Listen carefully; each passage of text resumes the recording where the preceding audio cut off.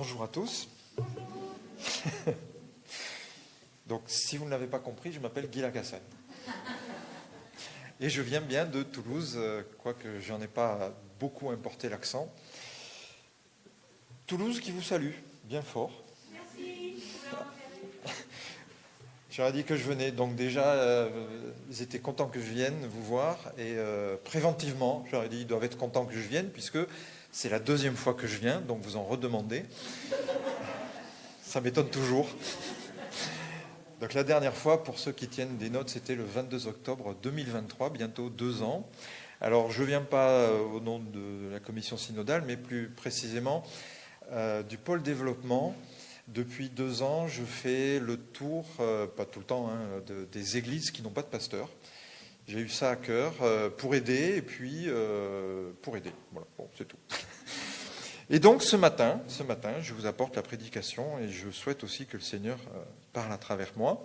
Et nous allons parler d'un texte qui est en général connu de tout bon chrétien, sans doute un peu moins de ceux qui découvrent le Christ. Et son entame délivre une musique qui sonne facilement à l'oreille et qui permet immédiatement de savoir de quoi nous parlons. Heureux. Heureux ceux qui sont humbles de cœur, car le royaume de Dieu est à eux. Il s'agit bien sûr du texte dit des béatitudes, ou encore du sermon sur la montagne que l'on va trouver dans l'évangile de Matthieu au chapitre 5, les versets 1 à 12. Mais, ce n'est pas le texte que nous allons lire ce matin. Je vois Christian qui est tout rouge, qui dit « mais c'est pas ce qu'on avait prévu ». Non, on va prendre son pendant dans l'évangile de Luc, qui est, alors peut-être pas moins connu, mais moins étudié, et qui a pourtant une caractéristique intéressante, c'est qu'il y a des béatitudes, mais il y a aussi des malheuritudes dans ce texte, ce qui n'est pas le cas dans l'évangile de Matthieu. Alors nous pouvons noter tout de suite que Marc et Jean ne parlent pas du tout de ce sermon sur la montagne dans leurs évangiles respectifs. Alors avant de lire le texte, on va situer le contexte. Jésus est au tout début de son ministère. Il vient de recruter ses disciples, qu'il va appeler ses apôtres. Donc je prends un peu les deux termes dans mon étude. Les disciples, les apôtres, ce sont les 12. Et dans les versets qui précèdent juste ce passage, nous apprenons que Jésus enseigne la foule, puis il s'éloigne un peu avec ses disciples. Et lorsque Jésus donc prononce ce discours, il est entouré uniquement de ses disciples, et c'est certainement un moment qui est privilégié entre Jésus et ses disciples et qui va donner un éclairage particulier à ce texte. Alors lisons-le ensemble. Donc c'est dans l'évangile de Luc, au chapitre 6, les versets 20 à 26. Et je lis dans la Bible Nouvelle Français Courant. Jésus regarda alors ses disciples et dit « Heureux, vous qui êtes pauvres, car le règne de Dieu est à vous. Heureux, vous qui avez faim maintenant, car vous aurez de la nourriture en abondance. Heureux, vous qui pleurez maintenant, car vous rirez. Heureux êtes-vous, si certains vous haïssent, s'ils vous rejettent, vous insultent et disent du mal de vous à cause du Fils de l'homme. Réjouissez-vous quand cela arrivera, et sautez de joie, car une grande récompense vous attend dans le ciel. C'est ainsi en effet que leurs ancêtres maltraitaient les prophètes. Mais quel malheur pour vous, vous qui êtes riches, car vous avez déjà votre bonheur. Quel malheur pour vous qui avez tout en abondance, maintenant, car vous aurez faim. Quel malheur pour vous qui riez maintenant, car vous serez dans la tristesse et vous pleurerez. Quel malheur pour vous si tout le monde dit du bien de vous, car c'est ainsi que leurs ancêtres agissaient avec les faux prophètes. On l'appelle donc sermon sur la montagne, car Jésus monte sur une montagne pour s'éloigner de la foule à qui il prêchait, et pour enseigner ses disciples. Alors cette précision de géolocalisation montagnarde est importante. En effet, elle nous renvoie à Moïse, qui reçoit les tables de la loi sur le mont Sinaï. Jésus utilisera régulièrement des parallèles avec les textes de l'Ancien Testament, et en prenant comme montagne pour faire découvrir à ses disciples la réalité spirituelle du royaume de Dieu, il affirme ainsi sa légitimité, sa filiation avec les grands personnages de l'Ancien Testament et la continuité de la parole de Dieu. Par ce sermon, Il s'affirme comme la clé du royaume de Dieu. Jésus est donc entouré de ses apôtres. Il pose avec eux les bases de ce que sera son ministère, un enseignement intime, vécu de l'intérieur du royaume de Dieu. Jésus ne se contente pas de grands principes ou de lois, il nous touche directement en nous disant ce qu'est la logique tellement différente de la nôtre, la logique du royaume de Dieu. Dans la loi donnée à Moïse, Dieu met des jalons sur la route des êtres humains. Adorer Dieu, respecter ses parents, son conjoint, ses voisins, limiter la vengeance. Et sans jamais renier les textes de la loi, Jésus va plus loin dans ce que Dieu demande à l'humanité. On ne parle plus de limites, on ne parle plus de faire ou de ne pas faire, mais on parle d'humilité, de service, de justice, d'abnégation, de pardon dans toutes les actions de notre vie. Jésus ira lui-même jusqu'au bout de cet idéal d'humilité et de justice pour nous sauver par sa mort et sa résurrection et nous donner un accès au Père éternel. La Bible est écrite dans un style littéraire qui correspond évidemment au style en vigueur en Orient pendant l'Antiquité. Ce passage n'échappe pas à la règle. Il y a réellement un style littéraire particulier et Jésus a choisi une forme d'expression qui est à la fois poétique avec la répétition de l'entame, heureux, heureux, heureux, mais aussi agressif avec des phrases chocs, percutantes. Heureux ceux qui ont faim, puis malheur aux riches, comme les 10 commandements composés d'impératifs précis et courts. Ce sermon est destiné à marquer les esprits. Alors intéressons-nous maintenant à ces fameuses béatitudes. Dans l'évangile de Luc, elles sont au nombre de 4, contre 8 dans l'évangile de Matthieu. Les évangélistes ont choisi de relater ce qui les a marqués. En l'occurrence, ça permet d'avoir un tableau plus complet de ce sermon sur la montagne. Tout d'abord, donc, je rappelle que Jésus s'adresse à ses disciples. Et en lisant ces lignes, on ne peut qu'être surpris que Jésus s'adresse à eux en ces termes. Je veux dire qu'il vient de choisir ces 12 personnes et il n'y a aucun signe que les disciples à ce moment-là aient faim, qu'ils soient rejetés ou qu'ils aient plus soif de justice que d'autres. Et dans la suite du texte que nous venons de lire, il apparaît encore plus difficile que Jésus cible les apôtres quand il s'exclame « Malheur aux riches », en dehors de Matthieu qui était riche lorsqu'il était collecteur d'impôts, peut-être de Judas. Les apôtres sont des gens du peuple.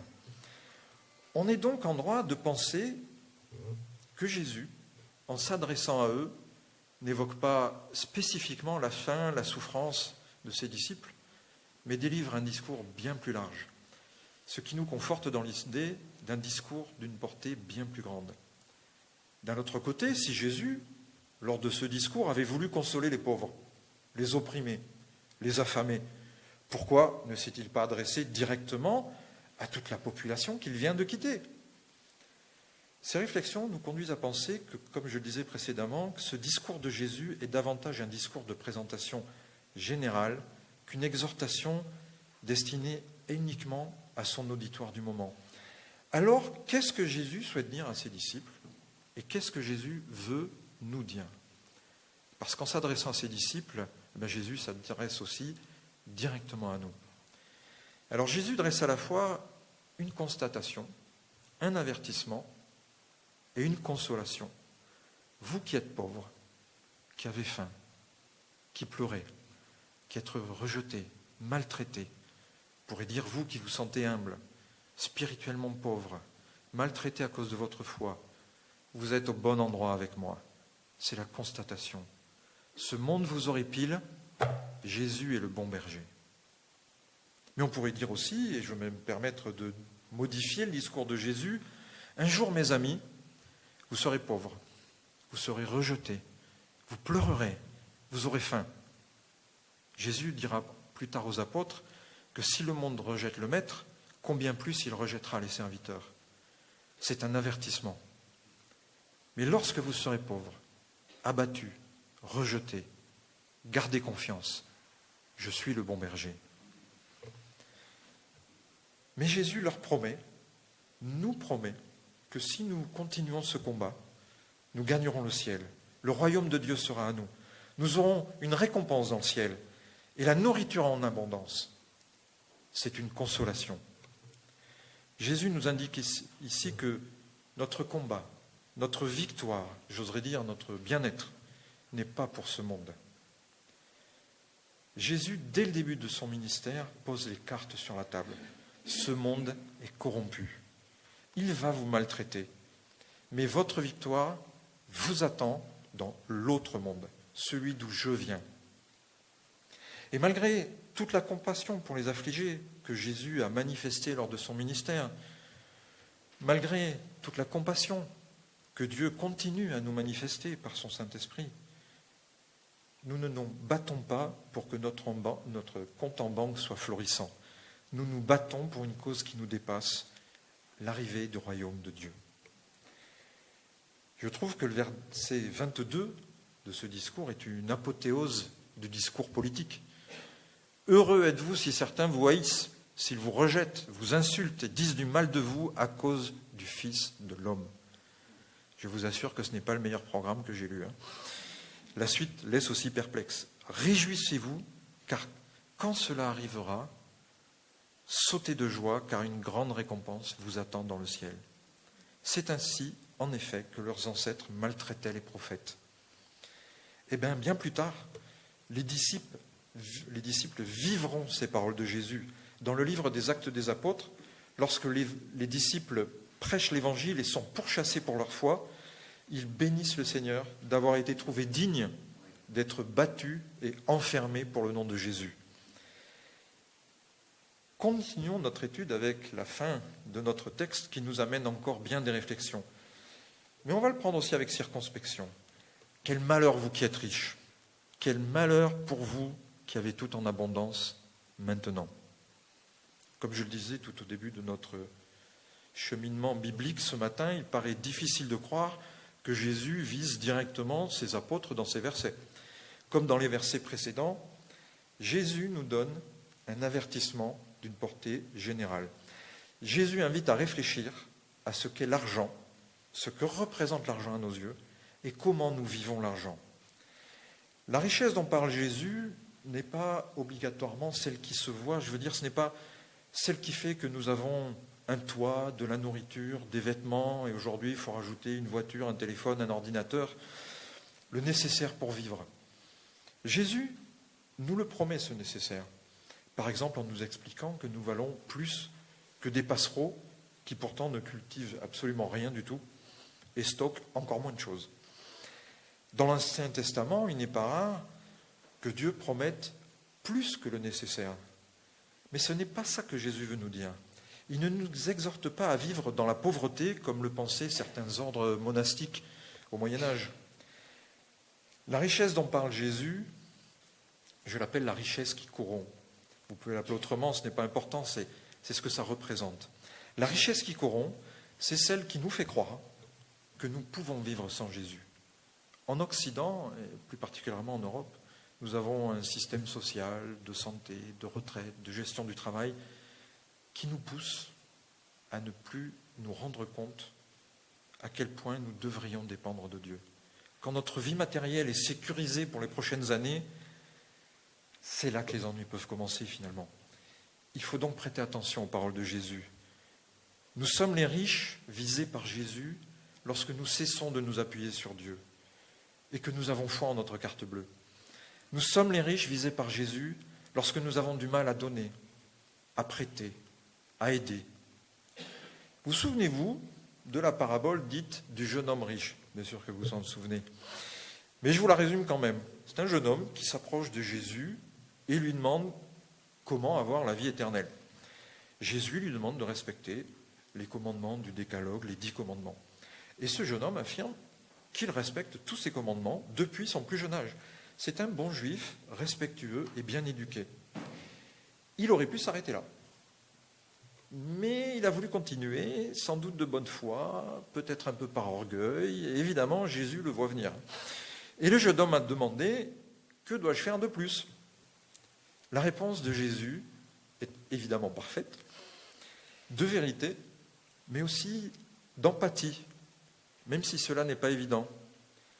Si tu veux être parfait, sous-entendu, si tu fais ce que je viens de dire, tu respectes la loi, on est déjà pas mal. C'est ça l'empathie de Jésus. Si tu fais tout ça, tu n'es pas loin. Pas de jugement, pas de rejet.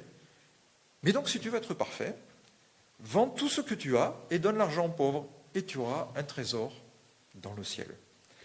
Là où nous plaçons notre confiance, là est notre trésor. La vraie richesse est dans les cieux. Et nous retrouvons les affirmations des premiers versets de notre texte d'aujourd'hui.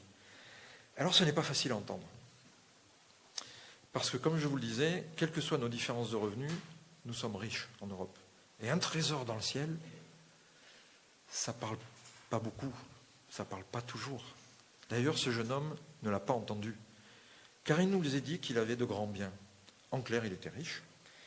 Et s'il suivait la loi, depuis son enfance, son cœur n'était sans doute pas profondément ailleurs que dans son patrimoine. Alors, je ne vous cache pas que la réaction de Jésus a surpris les apôtres quand ce jeune homme est parti. Et pour se détendre un peu, je vous propose de lire ce qu'a dit Jésus. Et la réaction des disciples dans Matthieu, alors le texte ne va pas s'afficher, je vais vous le lire. C'est le chapitre 19, les versets 23-26. Le jeune homme est donc parti tristement et Jésus poursuit pour les apôtres. Jésus dit à ses disciples, je vous le déclare, c'est la vérité.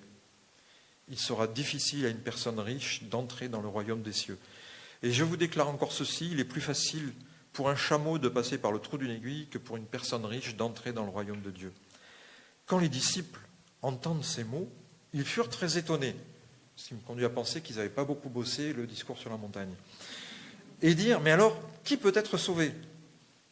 Jésus les regarda et leur dit, pour les êtres humains, c'est impossible. Mais tout est possible pour Dieu.